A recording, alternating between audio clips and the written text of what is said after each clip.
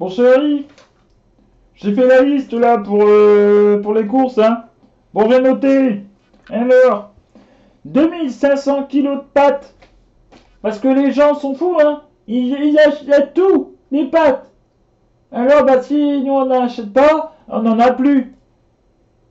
Oui, il faut en acheter 2500 kilos. Ça fait à peu près 5, beaucoup de paquets de pâtes. Après, j'ai noté une demi-tonne de beurre. Du beurre parce que il y a des pénuries, hein.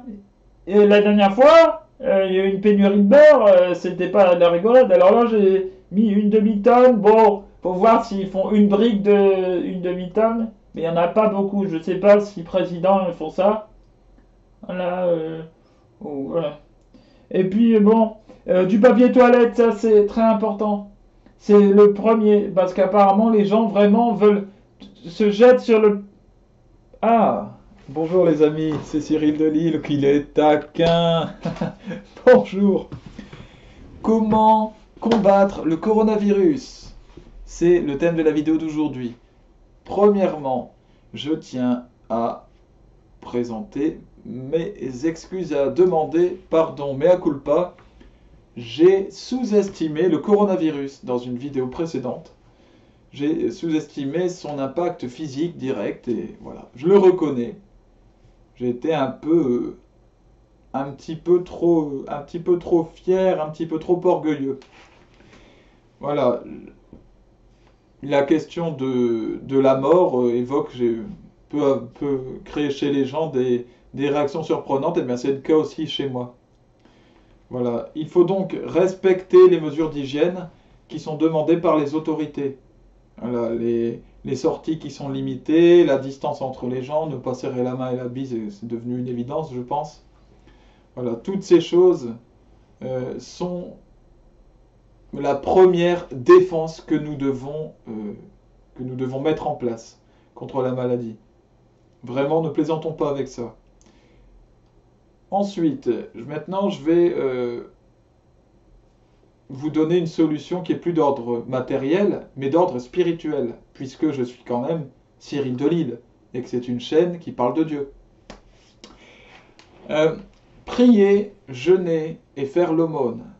Ça tombe bien, ce sont les trois choses qui sont demandées lors du carême, et nous sommes en plein carême. La prière, alors qu'est-ce qu'on peut prier? On peut prier la neuvaine à Marie, pour demander la guérison du coronavirus Covid-19. Voilà. Alors, la neuvaine, elle est ici, je la mets en lien en dessous de ma vidéo, pour celles et ceux qui veulent le faire, qui veulent la dire. Qu'est-ce qu'une neuvaine? Le principe, c'est une prière pendant 9 jours, d'où le nom neuvaine. Et chaque jour, il y a une prière à dire, la même pour chaque jour, plus une partie qui est propre à chaque jour. Voilà, qui change pendant les 9 jours que dure la neuvaine. Voilà. Évidemment, le Seigneur Dieu nous demande de l'implorer, de lui demander la guérison, de nous humilier face à lui, c'est-à-dire nous humilier. Humilier, ça ne veut pas dire mettre la honte à quelqu'un comme dans le monde, ça veut dire nous humilier, c'est reconnaître que nous ne sommes pas grand-chose. Voilà, c'est revenir, retrouver les pieds sur terre, vous voyez. Humilier, en fait, c'est plus se remettre à sa place, c'est remettre quelqu'un à sa place, c'est ça le vrai sens de base, c'est pas être méchant avec une personne. Et nous devons nous humilier, c'est-à-dire, humus, c'est la terre, humilier, c'est reconnaître que nous venons de la terre. Le mot homme vient de humus aussi.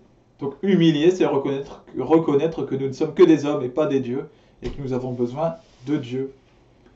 Voilà, donc la prière, c'est un moyen de nous humilier. Le jeûne est très important, c'est aussi un moyen de nous humilier.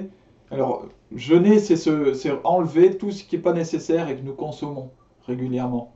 Donc, c'est pas seulement au niveau alimentaire, mais là en particulier quand même au niveau alimentaire.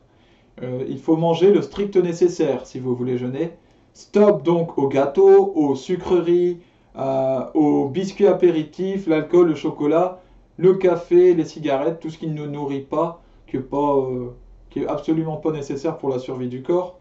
Il faut diminuer la viande, le fromage, voilà, on peut faire ça. Et puis il faut manger plus de légumes et de fruits. Alors vous voyez, l'avantage c'est que un jeûne c'est censé être bon à la fois pour l'esprit et pour le corps. Les deux vont pas dans le même sens, hein. Forcément, quand vous jeûnez, il y a une frustration dans le corps qui a lieu. On a envie de manger ces choses et puis on ne peut pas. Voilà, cette frustration, elle est normale et elle est bonne. Mais au niveau spirituel, les fruits sont très nombreux. Et en fait, c'est bon pour le corps aussi. Voilà. Il nous faut aussi faire l'aumône, penser aux pauvres. Les pauvres qui sont dehors, qui ne peuvent pas respecter toutes les mesures d'hygiène qui sont mises en place. Qu'est-ce qu'il en est pour eux? Et puis le reste du temps, voilà, les pauvres. Le pape François passe son temps à nous sensibiliser aux pauvres. Il est temps de penser à eux. Ce que nous ne mangeons pas pendant notre jeûne, nous pouvons leur donner. Il nous faut implorer, qui que nous soyons, la miséricorde de Dieu. D'ailleurs, cette maladie vient-elle de Dieu? Ça, c'est une grande question. De Dieu, du diable ou juste des activités humaines.